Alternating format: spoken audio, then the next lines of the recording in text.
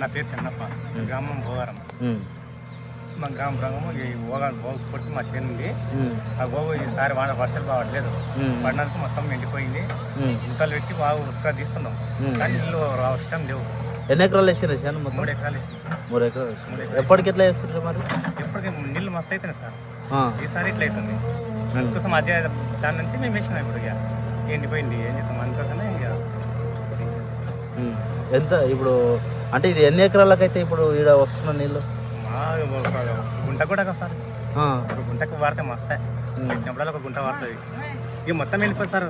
ఒక గుంట 3 ఎకరాల్లో 10 గుంటలు వాడుతుంది, అంతే. 10 గుంటలు వాడుతుంది. ఇక దీని లేదన్నా మా ఆధార్ పడుతున్నాం. ఎంత పెట్టింటారు పెట్టుబడి ఇప్పటి వరకు? ఇప్పటికే 3 ఎకరాలకు 35,000 35,000 అయినాయి. మళ్ళీ ఇప్పుడు మళ్ళీ ఇక మొత్తం 50కి వస్తుంది. 50,000 ఖర్చు ఏం లాభం. కూలి చేస్తే వస్తూ గద్దు లేకలేదు మాకు, కూలి చేసుకుంటేనే వస్తాయి మాకు.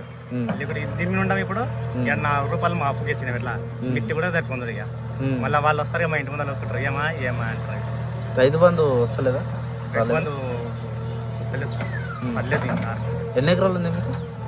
నా 3 ఎకరాలు అన్న పడుతుంది, 3 ఎకరాలు ఆయన పడుతుంది. పర్లేదు. 3 ఎకరాల వరకు పడ్డది అని అంటారు కదా? 9 కలేదు, మా అన్నకు పడ్డేమో కానీ అంత తెలుసు సార్. ఏం లేదు. ఇది కొట్టిపోయానికి ఇప్పుడు ఈ గుంత కొట్టిస్తున్నాం కదా, ఈ గుంత కొట్టిపోయానికి ఎంత ఖర్చు అవుతుంది? సార్ 7,000 7,000 అవుతుందా? అంటే 7,000 గంటకు 2,500 2,500 వేసుకుంటాడు. మళ్ళీ బత్త మళ్ళీ 350 రూపాయలు బత్త. రేవంత్ రెడ్డి అడుగుతున్నాడు, అంటే రైతులు ఎవరైనా ఉంటే చెప్తారని. ఇప్పుడు మీ కోడంగల్ నియోజకవర్గం కదా, అయితే సార్ ఫస్ట్ నుంచి ఉన్నది అతని రేవంత్ రెడ్డి వచ్చింది. ఏం చెప్తాను చెప్పు, అందరూ ఉంటాం. అంత మా గ్రామం భోగారం కావాలి, మొత్తం ఆయనకి ఉంటుంది. గెలవద్దే ఉంది రామరెడ్డి అంతా.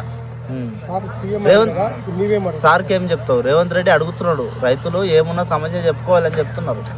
ఎవరు చెప్తారు? ఇట్లా ఎండిపోతున్నాయి. ఆయన అదృష్టంగా ఆయన ఏమన్నా ఆధారపడితేనే మేము మాకు ఇది అవుతుంది. ఆయన ఏమో సాయం చేస్తున్నా సార్. ఇక ఇటు ఎండిపోతున్నాయి వాళ్ళ కేతము అది అని చెప్పి రైతు బంధు మళ్ళీ చూసుకొని వేసుకుంటే. ఇప్పుడు వాగుంది కదా, ఎప్పుడు ఎండిపోకుండా వాగు? ఎండిపోకుండా సార్, ఈసారి ఇట్లా ఎండిపోతున్నాయి కానీ పంటలు అవుతున్నాయి అన్నట్టుగా. ఓకే ఓకే, పంటలు అవుతున్నాయి. ఆ చెక్ డ్యామ్ కూడా బండ లేకుండా అన్నాగా తెచ్చి బండ వినేసేసాం. ఓకే, మేము 10 ఫీట్లు అనుకుంటాం మనం సార్, 10 ఫీట్లు అనుకుంటామని చెప్పి 25 ఫీట్లు అనుకున్నాం. ఓకే ఓకే, అద్దెకర భూమి పాటు చేస్తారు మాది. అద్దెకర అన్నీ కాదు సార్, అద్దెకర భూమి. సార్ గొలుసు చూపించండి మాకు, గేట్ కోసం అని చెప్పిండు.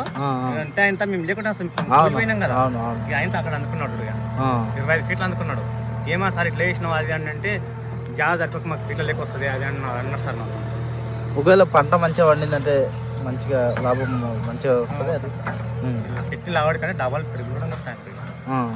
అంటే వర్షంలో మాత్రం పంట మాత్రం లాభమే, కానీ అన్ని కాయాలి. ఇప్పుడు ఎట్లుంది పరిస్థితి, ఏమనిపిస్తుంది ఇప్పుడు? ఎండిపోయి సార్, ఆశ లేదు. తిప్పలా పడుతున్నాం. ఇక ఏముంది ఇక 10 గుంటలు పడుతుంది సార్.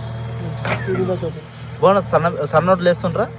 అవును, సన్నోట్ వనకాలం వచ్చిందా? బోనస్ వచ్చింది.